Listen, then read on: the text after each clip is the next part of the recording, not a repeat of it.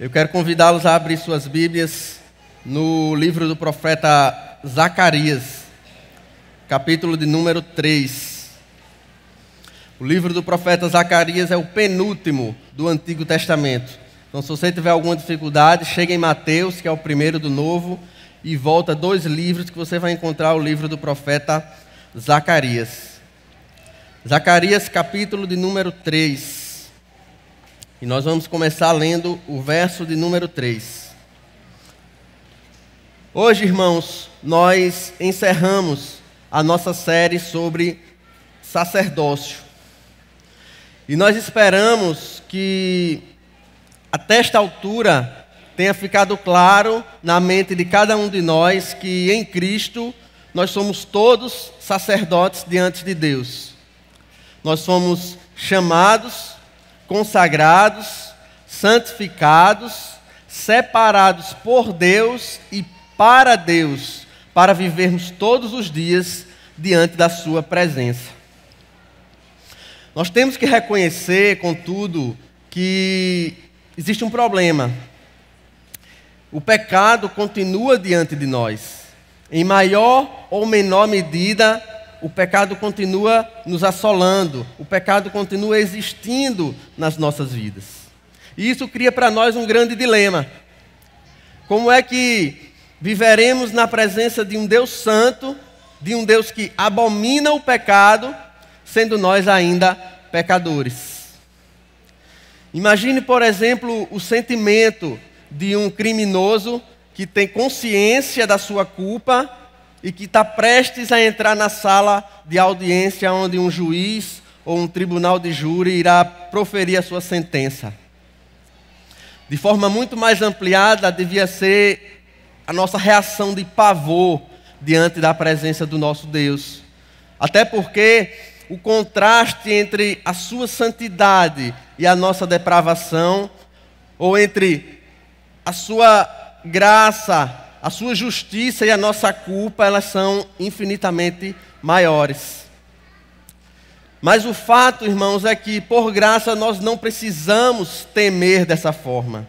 E por que não precisamos temer assim? É sobre isso que iremos falar na manhã de hoje. E eu os convido a ler juntos o verso 3 do capítulo 3 do livro de Zacarias, onde o texto inspirado diz: Ora, Josué, vestido de roupas impuras, estava de pé diante do anjo. Oremos mais uma vez ao Senhor, irmãos. Pai querido, queremos te pedir, Senhor, mais uma vez, graça da tua parte. Queremos te pedir o derramar do teu Espírito para que a tua palavra seja clara neste dia aos nossos ouvidos. Que apesar das limitações do pregador, apesar das limitações dos ouvintes, Pai, o Teu Espírito possa gerar em nosso coração verdadeiro arrependimento e verdadeira santidade. Nós confiamos em Ti porque Tu és justo e misericordioso. E é na Tua dependência que nós te oramos, Pai. Amém. Irmãos, Zacarias foi um profeta que viveu no período pós-exílio babilônico, enquanto a cidade de Jerusalém estava sendo reconstruída após os anos de cativeiro. E o seu livro, ele começa com uma breve contextualização e uma breve apresentação do que foi o seu ofício profético. E logo em seguida a essa apresentação, ele vai relatar algumas visões que teve e que ficaram conhecidas entre nós como as visões noturnas de Zacarias. As 3 primeiras visões, que são relatadas nos capítulos 1 e 2, elas são basicamente a profecia da reconstrução de Jerusalém e da reconstrução do templo, como um sinal da misericórdia do Senhor após um longo tempo de juízo com aquele povo. E apenas a título de contextualização, com a destruição do primeiro templo por Nabucodonosor e após 70 anos de exílio, muita coisa havia mudado para os judeus. Eles já não tinham uma prática religiosa regular, conforme determinada pelo Senhor na época de Moisés. E parece que muitos deles nem sequer sentiam falta disso. Eles estavam muito mais preocupados em primeiro reconstruir suas casas, retomar seus comércios, reconstruir a economia da cidade, para só então, se desse, pensar na reconstrução de um novo templo para a adoração ao Senhor. Parece que o tempo no exílio fez com que aquele povo se acostumasse a viver distante da presença de Deus. E nos altos e baixos desta vida, nós muitas vezes também somos assim como os judeus.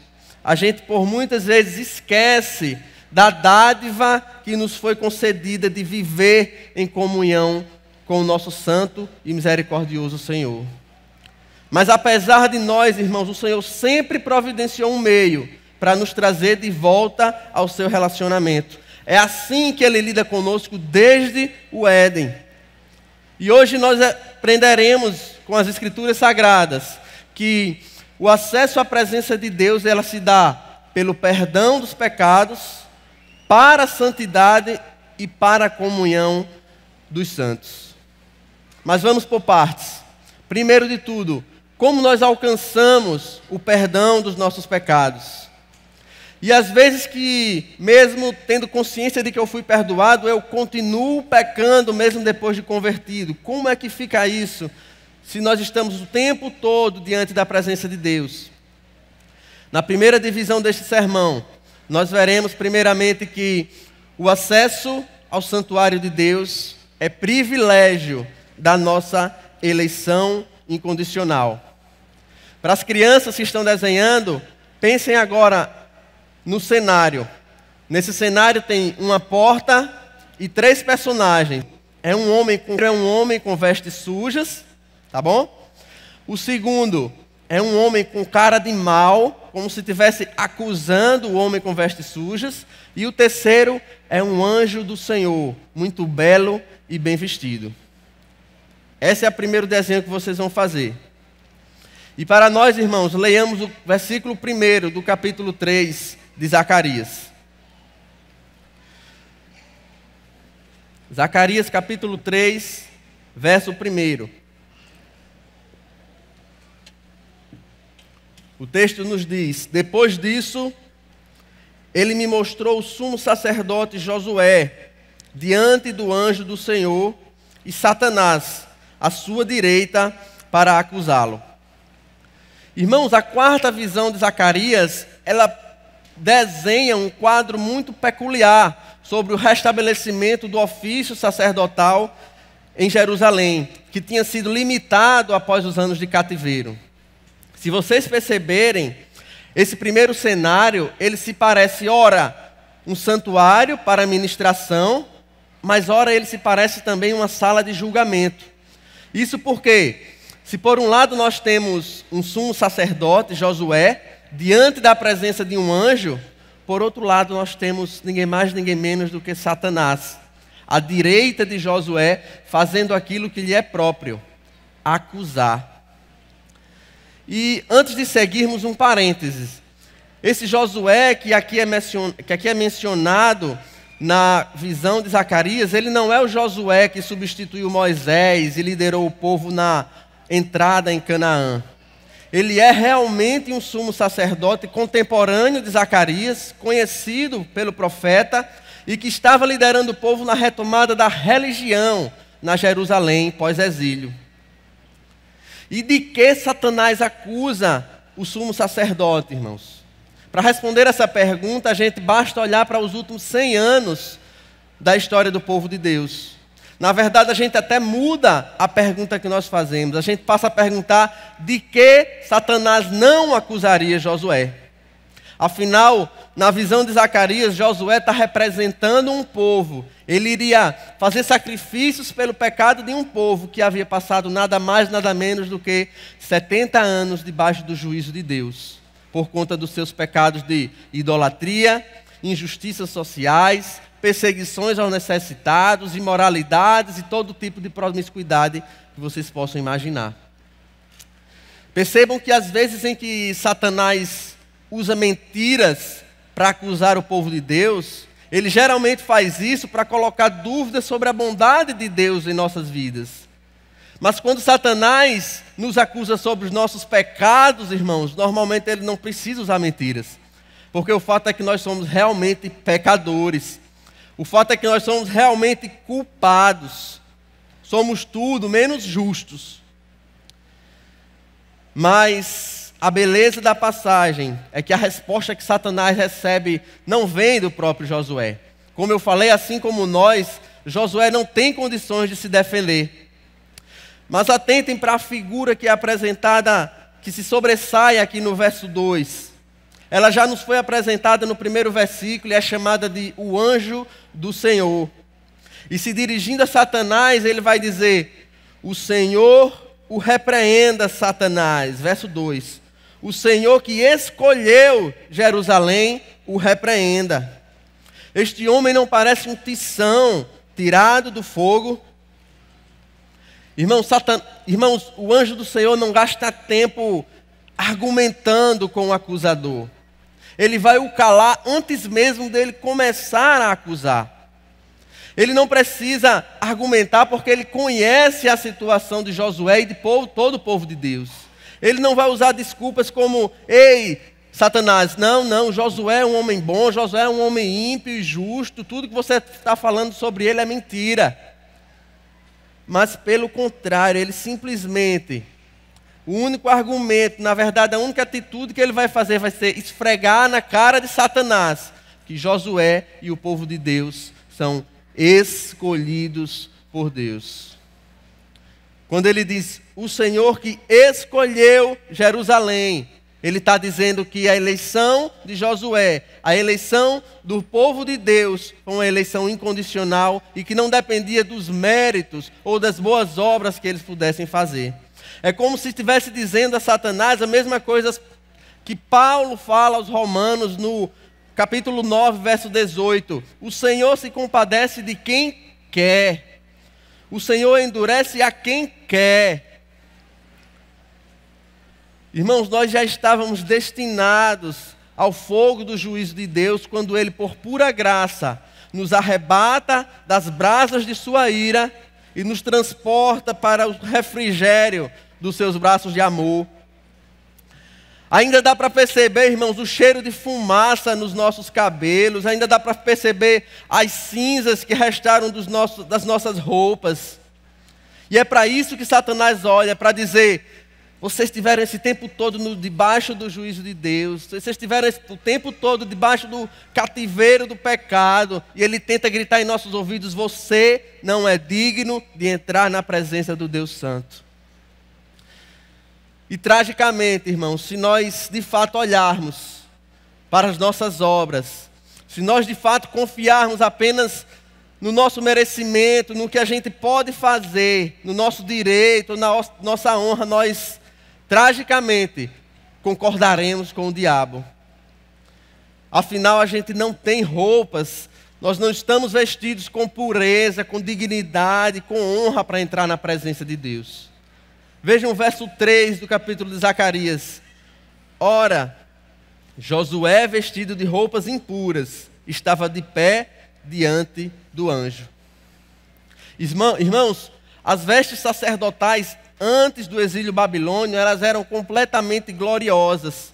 Segundo a própria prescrição da lei, elas eram confeccionadas de linho fino e tinham pedras raras adornando suas bordas. E tudo isso era para apontar para a glória e para a honra do lugar santíssimo, onde o sacerdote iria entrar. Mas depois de ser saqueada, de ter o templo destruído e de ter o povo levado cativo, tudo isso havia ficado no passado. A retomada dos ritos de sacrifício, dos ritos religiosos, não tinha como ter a mesma glória de outrora.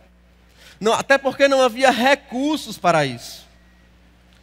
Por isso que as vestes de Josué não tinham a mesma pureza. Elas não eram adornadas com pedras preciosas, elas não refletiam consagração, não refletiam santidade. Satanás sabia disso, mas alguém muito mais importante do que Satanás também via a condição em que o homem estava. E como um justo advogado, ele não ignora a nossa sujeira, até porque ele também a abomina, mas ele vai fazer aquilo. Ele vai, em um gesto que ecoa desde a eternidade, fazer aquilo que só ele poderia fazer. Verso 4. o anjo disse aos que estavam diante dele: tirem as roupas impuras dele. Depois disse a Josué: veja, eu tirei de você o seu pecado e coloquei vestes nobres sobre você. A esta altura, eu acho que vocês já devem ter notado a semelhança entre o anjo do Senhor e um outro personagem da Bíblia, né, irmãos? Mas se a semelhança ainda não está clara, eu gostaria de trazer mais luz sobre essa passagem e convidá-los a abrir suas Bíblias no livro de Hebreus, o livro que ressignifica o sacerdócio e nos apresenta como esse sacerdócio nos foi garantido para os crentes da nova aliança. Hebreus capítulo 10, versos 19 a 21, o autor inspirado afirma: portanto, irmãos, temos plena confiança para entrar no Santo dos Santos pelo sangue de Jesus, por um novo e vivo caminho que Ele nos abriu por meio do véu, isto é, do seu corpo. Temos, pois, um grande sacerdote sobre a casa de Deus. O anjo da visão de Zacarias, irmãos, ele não apenas se assemelha a Jesus, mas ele é a visão do próprio Cristo de Deus em sua forma pré-encarnada. É Ele que nos dá dignidade para entrar no santuário. E o nosso acesso só é garantido porque Deus nos elegeu para sermos perdoados dos nossos pecados e revestidos pelos méritos de Cristo. Por isso, irmãos, o que é que nos falta para aproveitar esse acesso que Ele nos proporcionou? Até quando nós não vamos rejeitar a mentira de Satanás de que nós não podemos nos achegar porque nós somos pecadores? Até quando limitaremos o nosso acesso ao santuário porque estamos dando ouvido à mentira de Satanás? Ele se aproveita dos momentos que a gente mais precisa da presença de Deus para tentar nos privar do seu perdão. Mas a voz do Senhor brada hoje em nosso coração, e brada muito mais forte do que a voz de Satanás, dizendo: quem fará acusação contra os escolhidos de Deus? É Deus quem os justifica. Quem os condenará foi Cristo Jesus, que morreu, e mais, que ressuscitou, está à direita de Deus e intercede por nós. Agora imagine, irmãos, que grande tragédia é negligenciarmos o acesso que nos foi dado ao ser totalmente santo, infinito e perfeito. Imagine que tolice é em nossas aflições a gente não correr direto para os braços do Deus que, mesmo sendo todo-poderoso, nos adotou como filhos. Por que é que diante das nossas doenças do corpo e da alma, muitas vezes a nossa última escolha é para correr para perto daquele que tem poder de curar qualquer mal e qualquer enfermidade? Às vezes eu penso que nós diminuímos tanto a Deus para caber na nossa lógica intelectual que a gente deixa de acreditar que Ele continua sendo poderoso. Poderoso para curar câncer, poderoso para restaurar casamentos, poderoso para transformar pecadores em homens piedosos. Meus irmãos, fé reformada não é sinônimo de frieza espiritual, não.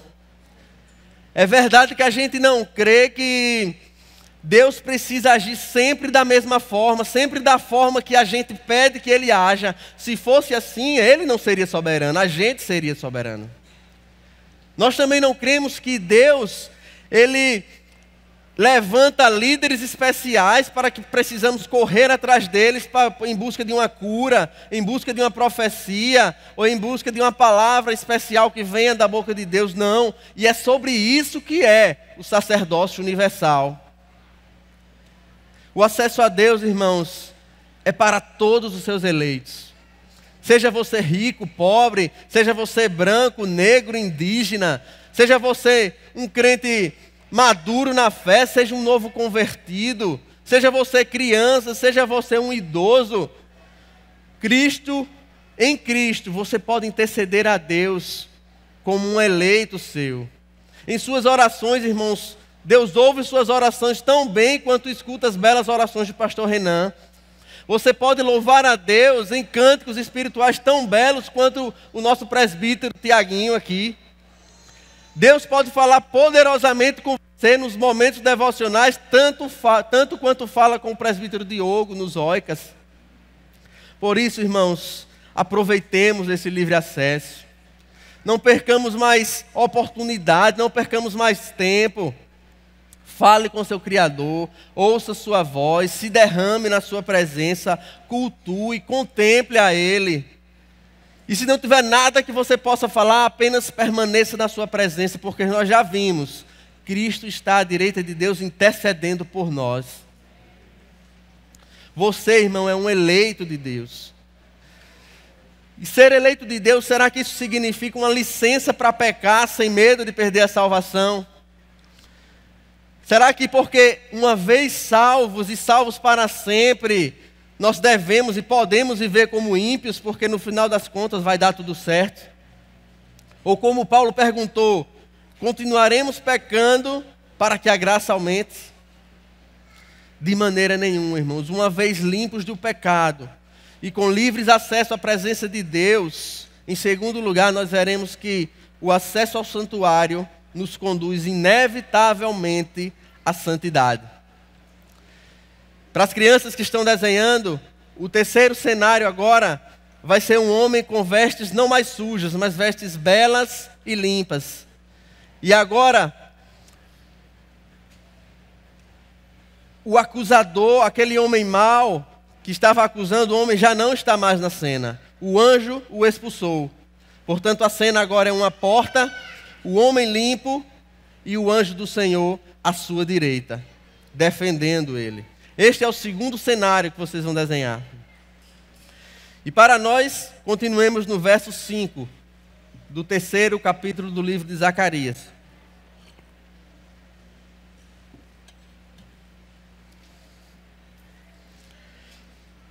A palavra diz: disse também, coloquem um turbante limpo em sua cabeça. Colocaram o turbante nele e o vestiram, enquanto o anjo do Senhor observava.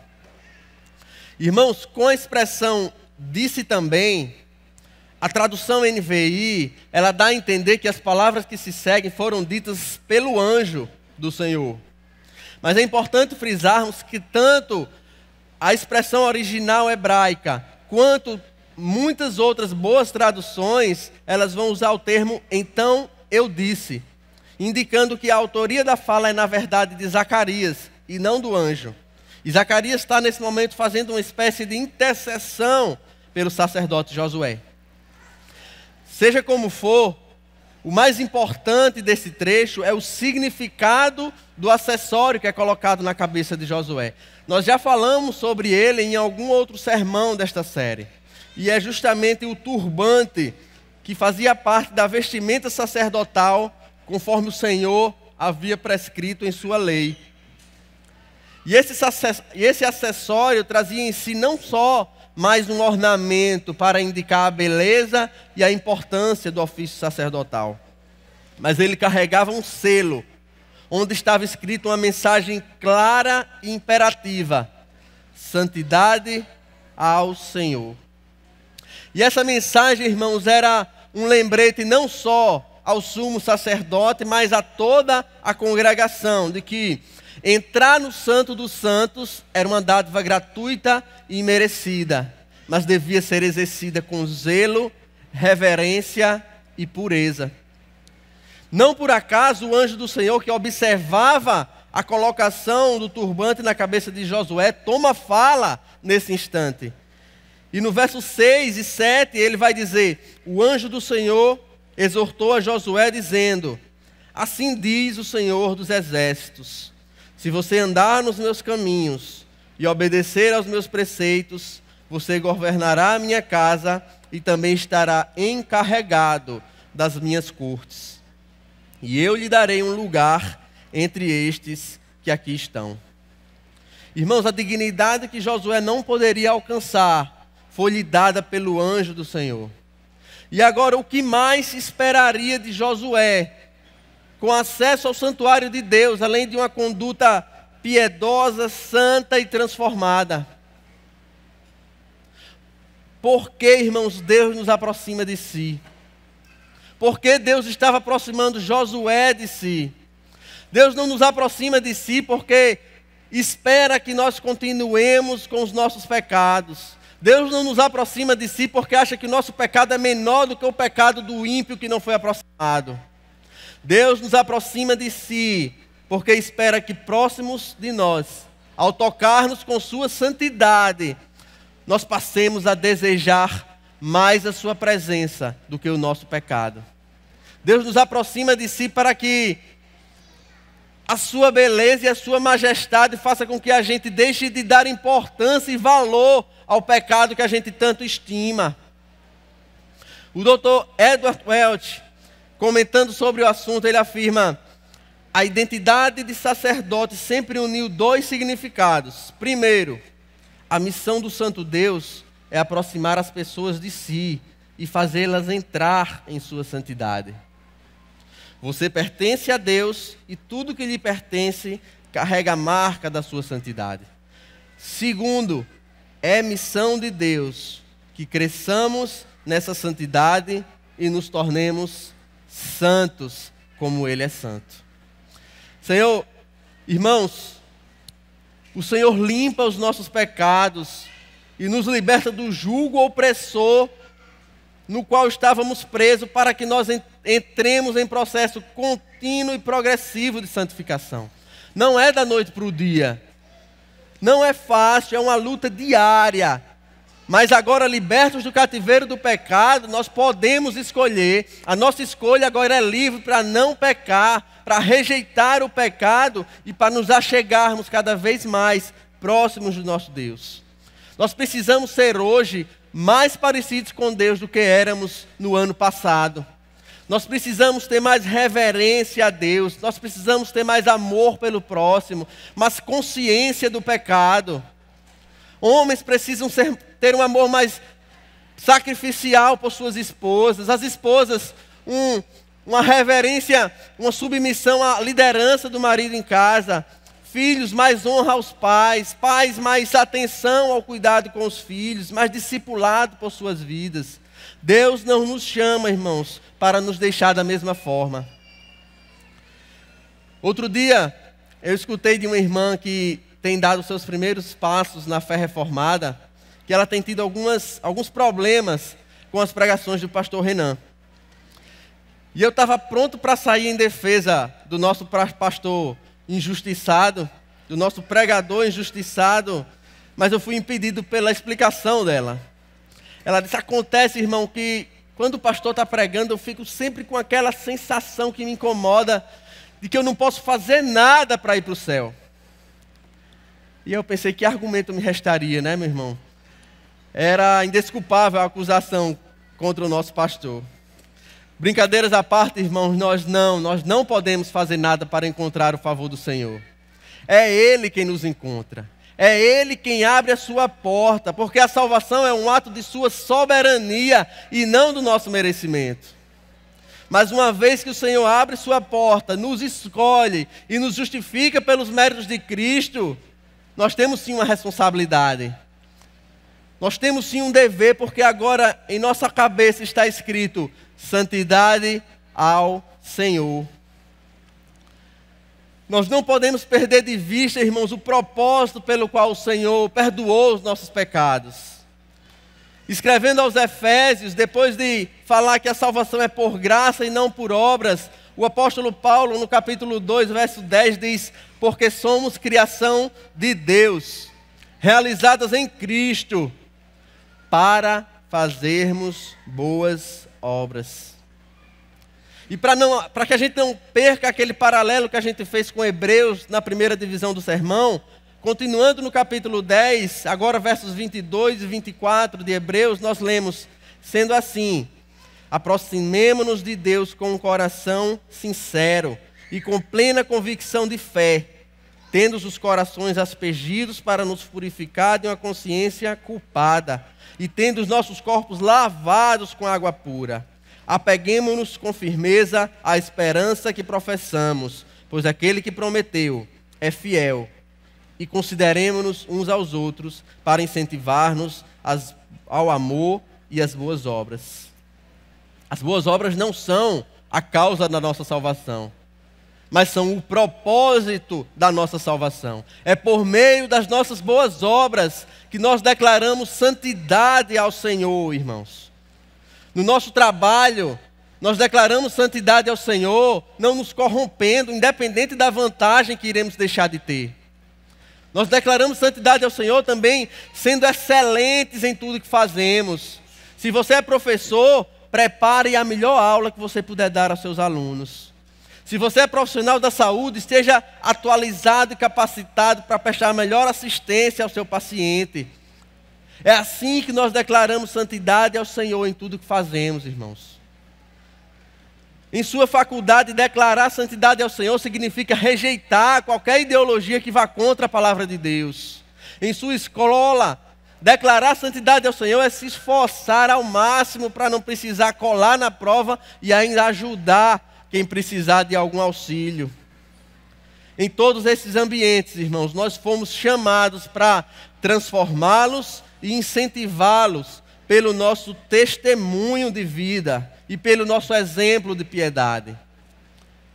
Andar nos caminhos do Senhor e seguir e guardar os seus preceitos não quer dizer que a gente vai ser como os fariseus, hiperreligiosos, que muito pregam e pouco vivem, que muito pregam e pouco vivem como legalistas e hipócritas. Mas pelo contrário, irmãos, ainda que a gente não tenha a oportunidade de falar uma só palavra, ainda que a gente não tenha oportunidade de citar um só versículo, que a nossa vida seja uma pregação ambulante do Evangelho de Deus. Irmãos e irmãs, que nos grupos de fofoca a sua presença desestimule as conversas fúteis de maledicência. Que nas rodas de colegas de trabalho ou de faculdade, irmãos, onde se cultive a pornografia, que a sua presença constranja ao ponto dos seus amigos e colegas se sentirem constrangidos a trocar de assunto. Quem vive na presença do Senhor, irmãos, não pode negociar com o pecado. Não importa se é pornografia explícita, se é os rios sensuais, o soft porn do Instagram, ou as piadas sujas dos shows de stand-up. Não importa se é uma grande mentira ou apenas uma omissão da verdade. Se é um adultério ou se é apenas um pequeno flerte sem importância no WhatsApp. Se você é crente, você é sacerdote. E se você é sacerdote, em sua cabeça há um selo onde está escrito santidade ao Senhor. No Salmo 15, versos 1 e 2, o salmista pergunta e depois responde: Senhor, quem habitará no teu santuário? Quem poderá morar no teu santo monte? E em seguida vem a resposta: aquele que é sincero em sua conduta e que pratica o que é justo e que de coração fala a verdade. Será, irmãos, que isso quer dizer então uma vida de isolamento do mundo?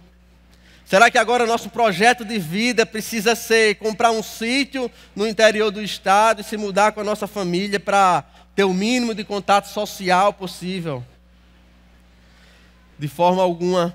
E em terceiro lugar, a gente vai ver que o acesso ao santuário de Deus, ele deve ser desfrutado coletivamente. Para as crianças que estão desenhando, olhem para mim.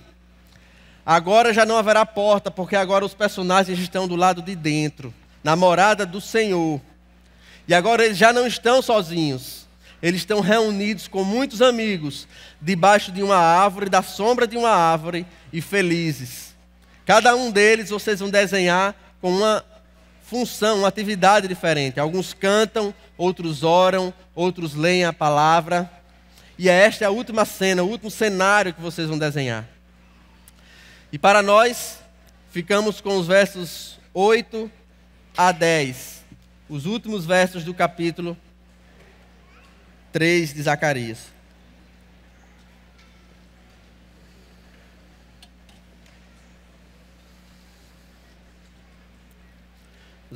Zacarias, capítulo 3, versos 8 a 10. A palavra diz: ouçam bem, sumo sacerdote Josué e seus companheiros sentados diante de você, homens que prefiguram coisas que virão. Vou trazer o meu servo, o renovo. Vejam a pedra que coloquei na frente de Josué. Ela tem 7 pares de olhos, e eu gravarei nela uma inscrição, declara o Senhor dos Exércitos. E removerei o pecado desta terra num único dia. Naquele dia, declara o Senhor dos Exércitos, cada um de vocês convidará seu próximo para sentar-se debaixo da sua figueira e debaixo da sua videira. Irmãos, a 4ª visão de Zacarias vai sendo concluída com uma profecia dita pelo Senhor por meio da boca do seu anjo. E o ponto que eu quero destacar aqui é que agora o discurso não é mais dirigido apenas a Josué, mas ele inclui também seus companheiros que estavam assentados diante dele. Sobre eles, sobre Josué e seus companheiros, é dito que eles prefiguram coisas que virão. E que coisas são essas? Em um cumprimento imediato desta profecia, nós podemos ter em mente a retomada das cerimônias de sacrifício em Jerusalém. Mas em um cumprimento mundial, cristocêntrico e escatológico, a gente precisa e não pode deixar de olhar para o fim e a consumação da ordem sacerdotal. Porque é por meio do último e verdadeiro sumo sacerdote que isto ocorrerá, Jesus Cristo. Enquanto aqueles rituais, irmãos, eles tinham apenas caráter pedagógico e eram apenas sombra de uma promessa futura, sem poder em si para reconciliar o homem com Deus, o legítimo sumo sacerdote veio para mediar o verdadeiro e definitivo sacrifício que satisfaria para sempre a justiça de Deus.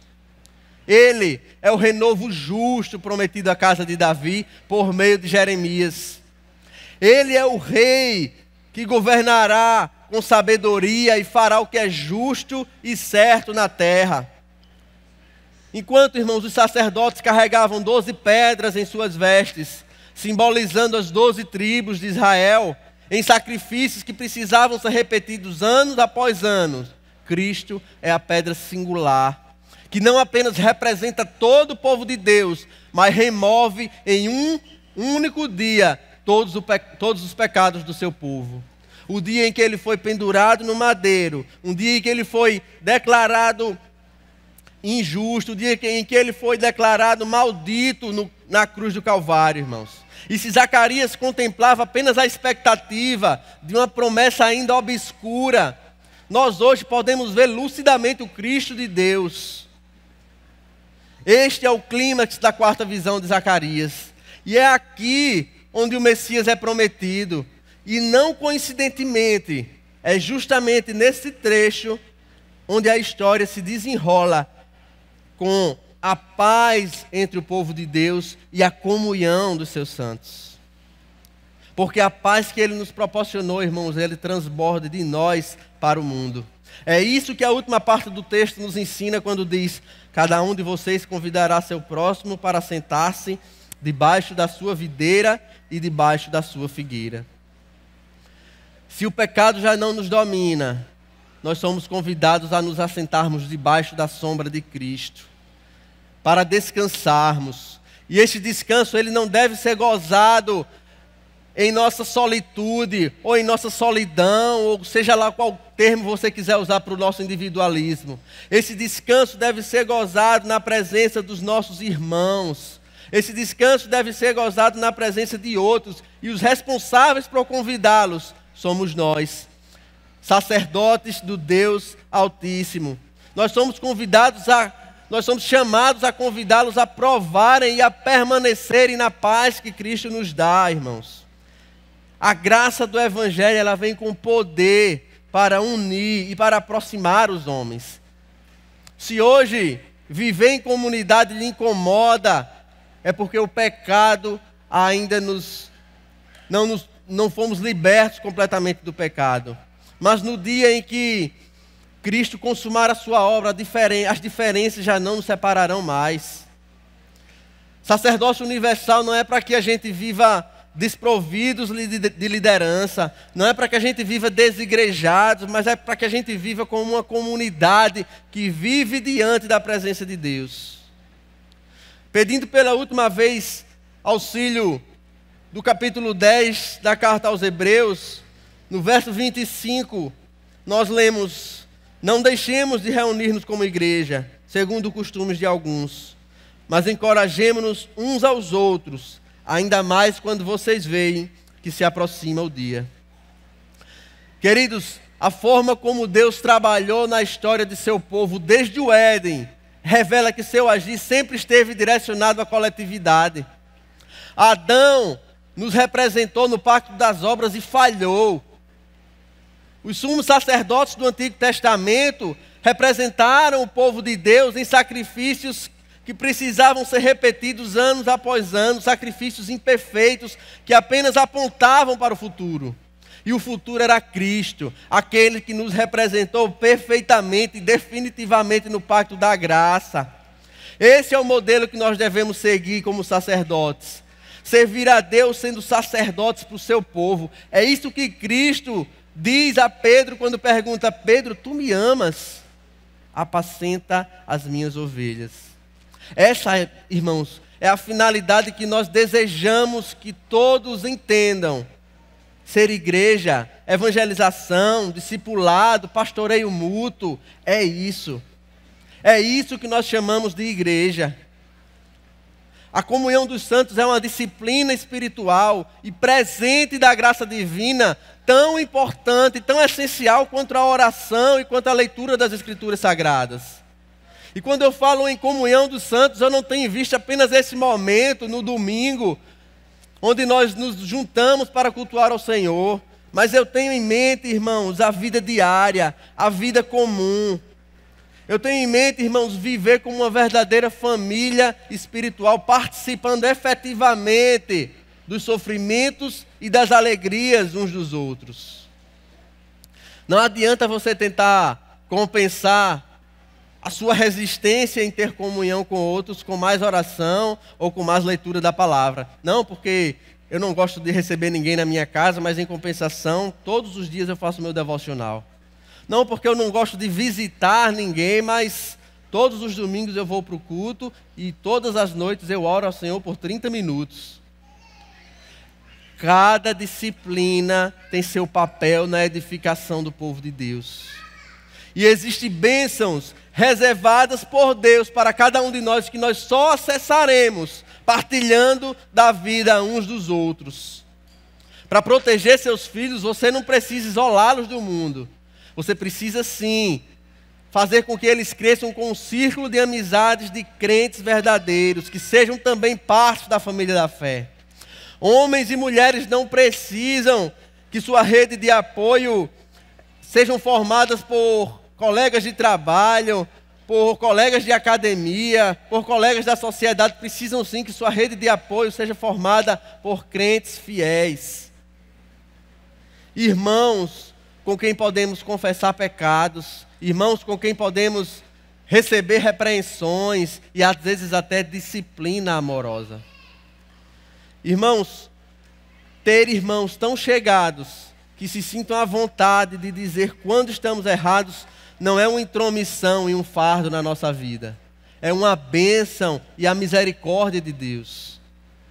Ter irmãos tão chegados que nos impeçam de continuar trilhando por caminhos destrutivos é a mais bela forma do amor do Senhor demonstrado em nossas vidas. Não espere, meu irmão, você ser membro de uma igreja saudável e passar despercebido por ela. Crentes verdadeiros se envolvem com a vida e os problemas uns dos outros. Imagine em um momento difícil de sua vida, em um momento de crise, precisar de um conselho decisivo na vida e você só tem amigos chegados do trabalho, da academia, da faculdade, da escola, amigos guiados pelos valores do mundo.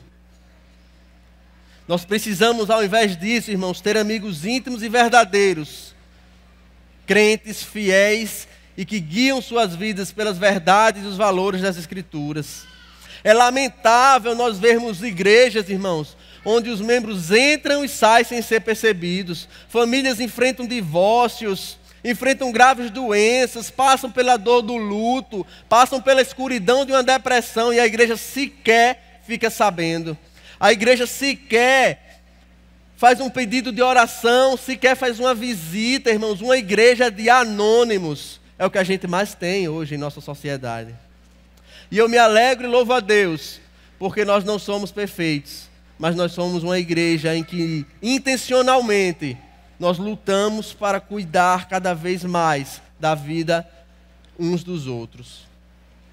E uma de nossas melhores estratégias para isso são os pequenos grupos.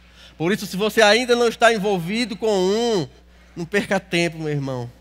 Busque e se envolva ainda hoje. Neles vocês poderão encontrar um ambiente de pastoreio mútuo e exercício de sacerdócio real de forma muito mais orgânica e muito mais efetiva. É lá, irmãos, onde nós encontramos aconselhamento bíblico que vai muito além dos conselhos de comadre que o mundo tem para nos oferecer. Aconselhamento bíblico não é atividade exclusiva dos nossos pastores, dos nossos presbíteros ou de profissionais formados academicamente para isso. Aconselhamento bíblico, irmãos, é tarefa de todos os crentes.